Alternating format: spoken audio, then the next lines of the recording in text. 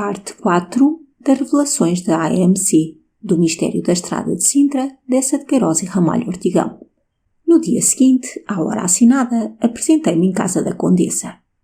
Era um prédio de um só andar, simples, branco, todo fechado.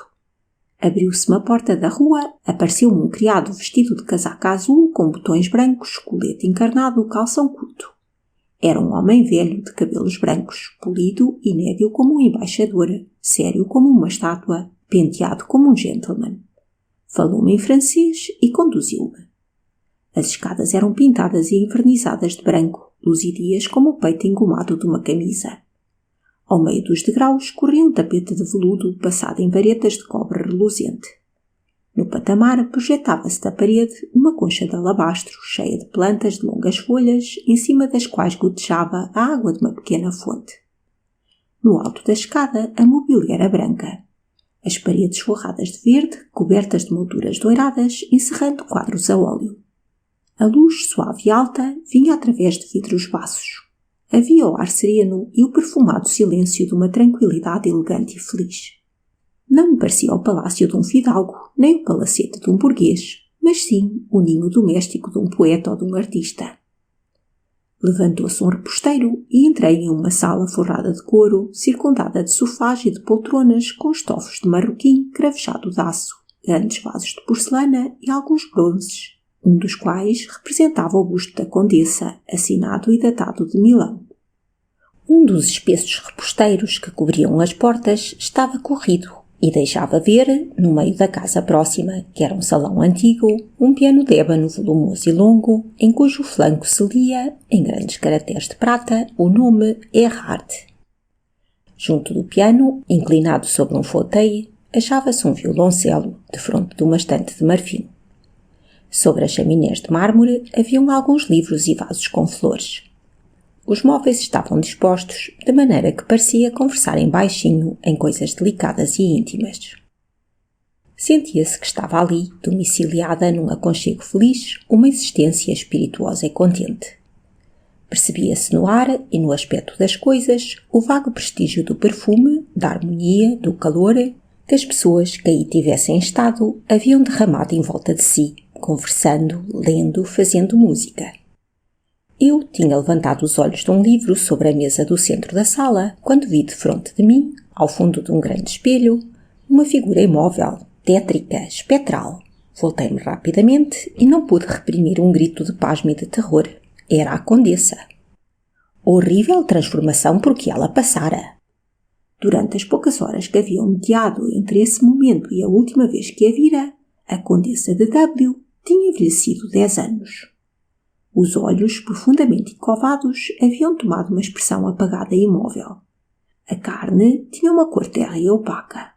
Os músculos faciais, contraídos na mais violenta opressão, davam-lhe ao rosto, transversalmente vincado por 2 sulcos escuros, o aspecto de uma magreza extrema. Os cabelos, apanhados todos para trás, alisados e seguros num rolo sobre a nuca, avultavam-lhe o nariz afilado e despegavam-lhe do crânio as orelhas lívidas de uma saliência rija e cadavérica. Fez-me sinal que a acompanhasse. Seguia com uma sensação enregelada de quem entra nos domínios da morte. Atravessámos uma sala e entramos em um dos quartos dela. Apontou para um sofá e sentou-se ao meu lado, olhando para mim, impassível. Ficou assim por um momento na mudez de uma dor intraduzível. Pausa terrível em que a alma emerge do abismo das lágrimas e se debate violentamente antes de aparecer na voz. Tinha os lábios entreabertos como os de quem vai soltar um grito, e o queixo trêmulo oscilava-lhe como o das crianças subjugadas pelo terror no instante de lhes rebentar o pranto. Por fim, disse-me lentamente, com palavras pesadas, firmes e entrecortadas, como se estivesse retalhando o coração e dando-me em bocados. Peço-lhe que não me condene pelas primeiras palavras que vai ouvir. E, em voz baixa, depois de um breve silêncio, acrescentou. Eu matei um homem. Que diz? Gritei eu estupefato. Está louca! Enlouqueceu! Não, não estou louca, tornou ela grave e serenamente. Não enlouqueci ainda, e admiro isto. Como têm decorrido estas horas, minuto por minuto, segundo por segundo, sem que a minha razão sucumbisse nesta desgraça infinita, sem remédio, sem termo, sem remissão? Matei um homem. Involuntariamente, sim, mas matei-o. Quero entregar-me aos tribunais. Estou pronta, estou deliberada. Estendendo os olhos ao meu futuro, não vejo senão uma esperança, senão um lenitivo único no prazer de morrer em tormentos, que eu abençoarei como os maiores benefícios do céu. De morrer de fome, de desprezo, de miséria, prostrada no fundo de uma enxovia, no porão de um navio ou abandonada em uma praia da África, abrasada pelo sol sobre as areias ardentes, roída pelo cancro, devorada pela sede e pela febre. Por mim, só uma coisa temo: a loucura que um momento em minha vida me consinta a alegria horrível de cuidar que ainda sou amada e feliz, ou a morte repentina que me arrebata a consolação única que Deus concede aos grandes culpados, a liberdade de sofrer. Mas ele, o seu nome descoberto, o seu cadáver profanado, o seu segredo traído. E, falando como num sonho, abstratamente, desventurado homem, que fatal destino o encaminhou para mim, arremessando-o de encontro ao meu coração, em que estava a sua morte. Porque não amou outras mulheres que o mereciam mais que eu? Porque não se deixou amar por Carmen Puebla, que o adorava e que morreu por ele? Que cego, que imprudente, que desgraçado que foi! E, escondendo a face nas mãos, desatou a chorar num pranto convulso e desfeito, em que a vida parecia despedaçar-lhe o seio e jorrar para fora em borbotões de lágrimas e de soluços. Vamos, disse-lhe eu quando esta crise abrandou. Serenemos um momento e pensemos no que importa fazer. É então positivo que o conde está morto? O conde? Interrogou ela, erguendo-se de súbito e enxugando os olhos. Sim, tem razão, eu ainda lhe não disse tudo. O homem que eu matei não é meu marido. E, postando-se defronte de mim, fitou-me com um olhar alucinado e acrescentou com a voz demudada e profunda: é o meu amante. Em seguida ficou imóvel, esperando as minhas palavras na postura de um réu que vai escutar a sentença da boca de um juiz. A sensação que experimentei ao ouvir essa confissão, breve, seca e inesperada, foi a de surpresa primeiro, de uma instintiva repulsão depois. Ergui-me maquinalmente e dei alguns passos na casa. A condessa permanecia na mesma posição, numa insensibilidade que tanto podia ser a prostração do arrependimento como o cinismo da culpa. Eu estava surpreendido e revoltado. Aquela mimosa e pura estátua, à qual eu levantara quase um altar no meu coração, assim repentinamente baqueada num lamaçal, causava-me horror. Poderia suportá-la criminosa, não poderia considerá-la prostituta. Media com um olhar em que senti dardejar o desprezo que ela nesse momento me inspirava e depois de um silêncio repassado de mágoa. É horrível isso! Ela estremeceu, cerrou desfalecidamente os olhos e amparou-se vacilante ao espaldar de uma cadeira. Estranha talvez a lástima e o horror que me causa, insistiu. É natural. Tendo ouvido que em Lisboa a sociedade vê benevolamente essas quedas como incidentes triviais da existência doméstica. Eu, porém, que sou um selvagem, eu que me criei no princípio de que a fidelidade é no caráter de uma mulher um dever tão sagrado como a honra no caráter de um homem, eu protesto, em nome das únicas mulheres que a minha inexperiência me tem permitido conhecer no mundo. Em nome daquela que me gerou e em nome daquela que eu amo, contra semelhante interpretação da liberdade de amar. Não compreendo que caia em tal erro uma pessoa limpa. O adultério é uma indecência e uma porcaria. Matar um homem em tais circunstâncias é mais do que faltar ferozmente ao respeito devido à inviolabilidade da vida humana. É faltar igualmente ao respeito da morte. É atirar um cadáver a um cano de esgoto. É trágico e, coisa ainda mais horrível, é sujo. Ela escutava-me em silêncio, estática, como hipnotizada pela minha instintiva, mas cruel grosseria.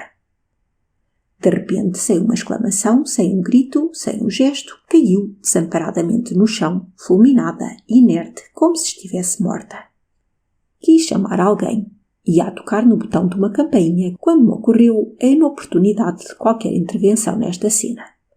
Fui para ela, que ficara estirada de costas sobre o tapete. Levantei-lhe a cabeça. Não lhe senti o pulso. Ergui-a em peso. Tomei-a nos meus braços. A fronte dela pendeu sobre o meu ombro, ficando perto dos meus lábios a sua face desmaiada. Aproximei-me de um sofá.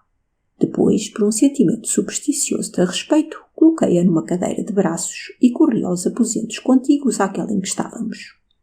O quarto próximo era um gabinete de vestir. Trouxe um frasco de água de colónia que estava num lavatório. Umedeci as fontes e os pulsos, fiz-lhe respirar o álcool. Auscultei-a. O coração começava a bater. O pulso reaparecia. Eu tinha-me ajoelhado junto da poltrona em que ela jazia e contemplava melancolicamente a sua figura exânime. Os olhos cerrados, a boca entreaberta, deixando ver os dentes miúdos e cor de pérola, a cabeça reclinada ao espaldar, davam-lhe ao rosto, assim num escorço, a expressão de uma figura de anjo ascendendo de um túmulo. Os pés estreitos e finos, calçados em meias de seda e sapatos de cetim preto, sobressaíam da orla do vestido numa imobilidade sepulcral. Uma das mãos, através de cuja lividez se via a rede tênue e azul das veias, tendo no dedo anular um círculo de grossos brilhantes entremeados de rubis, repousava-lhe no regaço, e do seu roupão de renda pretas exalava o mesmo perfume, o perfume dela que ficara na minha mão a primeira vez que a vi. Lembrei-me então da sua figura entrevista de noite ao gás de um candeeiro da rua, tornada a ver depois, à luz do dia, no rocio, passando em carruagem de descoberta. E estas coisas, tão vivas na minha lembrança, faziam-me todavia a impressão de haverem passado há muitos anos. Ela estava velha. Muitos dos seus cabelos, secos, baços, como mortos, tinham embranquecido nas fontes e no alto da cabeça. A contração violenta de todos os músculos da dor transformara numa só noite as suas feições e desfigurara a sua fisionomia. Os cantos da boca tinham descaído ao peso das lágrimas como ao peso dos anos, e dois vincos profundos sulcavam-lhe as faces flácidas na mesma direção oblíqua que tinham tomado os sobrolhos, riscando-lhe a testa em rugas curvilíneas e transversais. Que medonha, que tenebrosa, que incomparável angústia devia ter passado em algumas horas por este desgraçado corpo para o desvastar assim. Na rua, a pequena distância, um realejo tocava um pot-pourri de várias óperas, e ao som desse corrido martelar idiota da música mecânica, pareceu-me ver desfilar, em louca debandada no ar, entre mim e a pobre senhora, como numa espécie de evocação, ao mesmo tempo trágica e grotesca, todos os grandes símbolos das educações sentimentais. Ladainha viva das paixões elegantes, girando sob a manivela do seu realejo, num redemoinho fúnebre de dança dos mortos, em torno desse corpo desfalecido, como as visões da vida passada, figurada nos velhos retábulos, em torno do leito das monjas moribundas. Era como se, no decorrer dessa música, automática como o andar de um sonâmbulo, eu visse prespassar no espaço a grande ronda das tentações que na vida levaram consigo o destino desta criatura.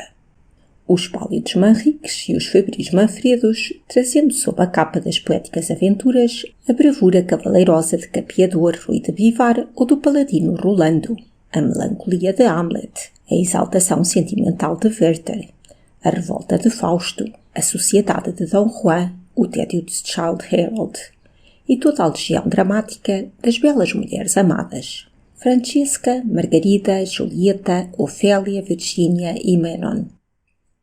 E, em grinalda de beijos secos, de beijos de pau, matraqueado no instrumento da rua, todas essas figuras de amorosas legendas bailavam misteriosamente ao som da Traviata, da Lucia, do Ballo in Maschera.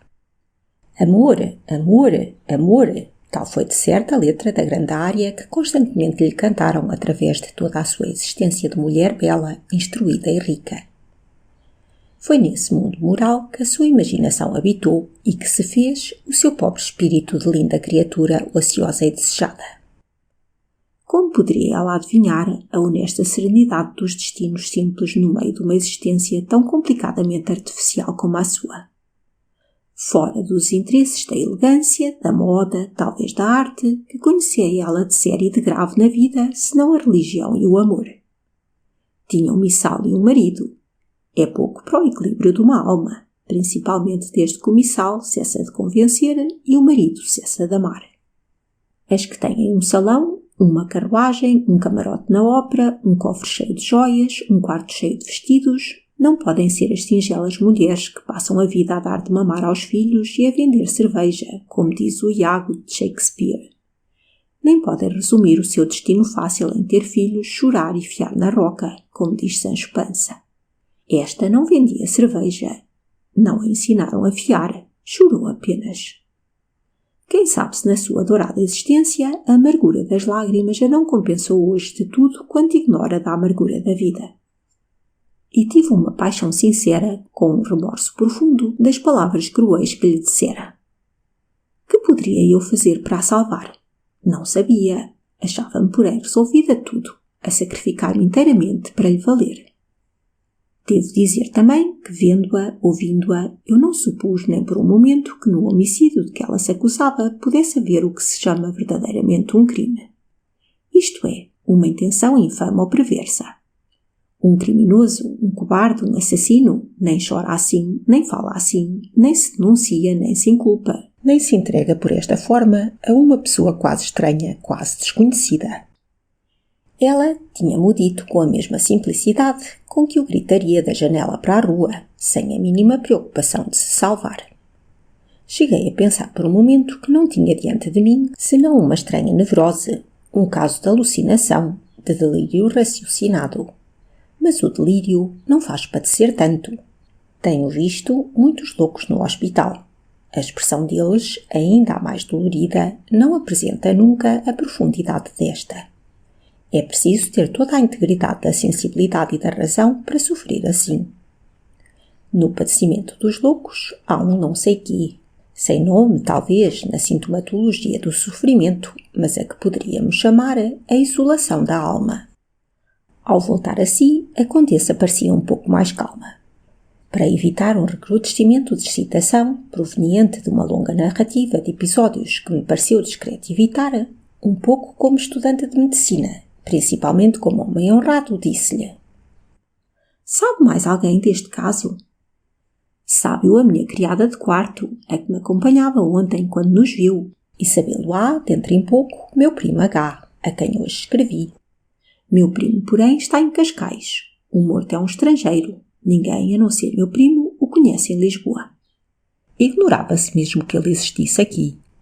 Entregá-lo aos trâmites policiais, ter de revelar o seu nome, descobrir a sua naturalidade, a sua família, eis o que principalmente eu queria evitar.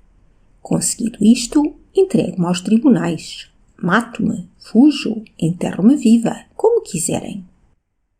E sabe seu primo como ele morreu? Não, vai saber apenas que está morto. Pode contar com o silêncio da sua criada por alguns dias ao menos? Posso, por toda a vida. Evite-se, pode, que seu primo receba hoje a sua carta. E ele onde está? Na mesma rua em que nos encontramos ontem, no prédio número... Para entrar na casa. Há uma chave, respondeu ela, e tendo meditado um momento. Ontem, prosseguiu, quando lhe disse que viesse hoje à minha casa, estava louca de desesperação e de horror. Parecia-me que tudo quanto se aproximava de mim me trazia a punição, o castigo, e que tudo quanto se afastava fugia para longe com o meu último amparo, com o derradeiro socorro que eu ainda poderia ter neste mundo. Foi neste delírio que lhe pedi, a você, um estranho, um desconhecido, que viesse ver-me. Para quê? Nem eu sabia para quê. Para contar isto a alguém, para me decidir, para ter uma solução, para apressar um desenlace qualquer, para fugir de mim mesma. Ir à polícia era entregar esse infeliz à mais horrorosa das profanações. Dirigir-me a alguma das senhoras que conheço, ir bater à porta de uma família tranquila que me receberia na casa de jantar ao levantar da mesa, que me apertaria as mãos, que me traria aos seus filhos para eu beijar, e depois dizer-lhes de repente: eu, que aqui estou, tinha um amante e matei-o. Venho convidá-los para esta festa de vergonha e de ignomínia. Não, era melhor fugir para o desconhecido, entregar-me ao acaso. Em tudo isto pensei confusamente, não sei como, sem continuidade, sem nexo, aos pedaços, depois que o vi durante esta noite medonha. Não tenho hoje mais lucidez de espírito do que tinha ontem. Não sei o que hei de fazer. Sinto apenas que estou perdida, que é preciso que alguém venha, que é preciso que me levem. O senhor pareceu-me um homem generoso, leal, compadecido e bom. Sabe já o que me sucedeu, sabe onde ele está, disse-lhe qual era a casa, disse-lhe o número da porta, aqui tem a chave. E tirando do seio uma corrente de ferro, delos angulosos como um silício, que trazia suspensa do pescoço por dentro do roupão, abriu uma argola que lhe servia de remate, soltou uma pequena chave e entregou-me. Deixou-se cair num fauteuil, inclinou a cabeça para trás e ficou prostrada, silenciosa, no abatimento, no abandono, no entorpecimento profundo que de ordinário se sucede às grandes crises nevrálgicas. Sem saber o que fizesse, pensando todavia que uma ideia qualquer me ocorreria mais tarde como desfecho possível para esta situação tão imprevista, tão extraordinária, guardei a chave. Senti que me era preciso, primeiro que tudo, sair dali, retomar o ar livre, achar-me a sós comigo mesmo, refletir, raciocinar. Minha senhora, disse-lhe então, se amanhã até ao meio-dia eu lhe não tiver reenviado esta chave, será sinal que me prenderam, que está tudo perdido. Se não souber mais de mim, quero dizer, se lhe não for restituída esta chave, fuja, esconda-se, faça como quiser. Interrogada, negue tudo. Eu preferirei 1000 vezes aceitar a responsabilidade desta morte a imputar-lhe. E, por caso algum do mundo, será jamais o seu nome proferido por mim. Daqui até lá, para coordenar as suas ideias, para equilibrar a sua razão, para não enlouquecer, se quer um conselho de fisiologista, violente-se um pouco. Abra uma janela, sente-se diante de um caderno de papel e escreva o que se passou. Depois, queime o que escrever. O único meio de dominar uma situação como a sua, o único meio de verdadeiramente a compreender é analisá-la. Houve um filósofo que deixou aos infelizes esta máxima. Se a tua dor te aflige, faz dela um poema. Vá escrever, faça as suas memórias ou faça o seu testamento, mas escreva e queime depois. Agora adeus até amanhã, ou quando não, adeus para sempre. Ela conservava sempre a atitude estática em que caíra na cadeira de braços.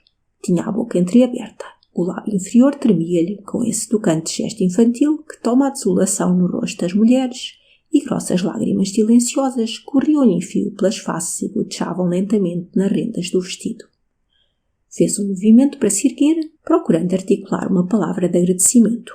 Profundamente enternecido, dei um passo para trás, inclinei-me com respeito e saí. Fim da parte 4.